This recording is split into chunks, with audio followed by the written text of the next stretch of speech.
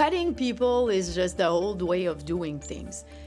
But thinking about the best way to manage the team, the best way to use their time, stop doing things that don't bring any value. And so Quebec's Treasury Board president says she's not using a chainsaw to cut government positions.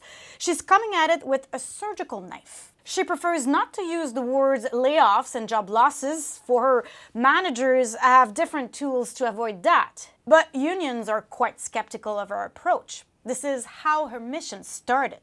Ça nous prend un traitement choc. Il va falloir que chaque ministère fasse le ménage dans sa bureaucratie. Quebec will cut the equivalent of 5,000 full-time public sector positions by March 31st, 2027. About 2,000 full-time positions have been reduced so far. 3,000 still need to go.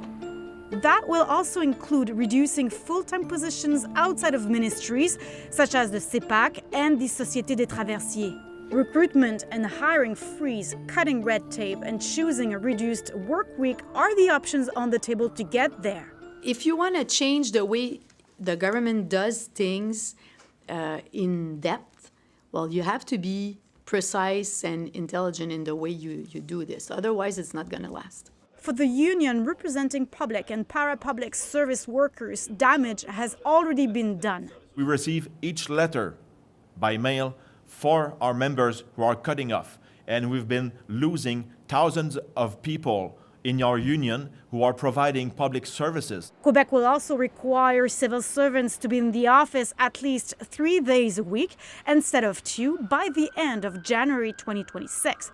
The Treasury Board president wants to improve workers' collaboration and team spirit. To see how flexible I am and open-minded.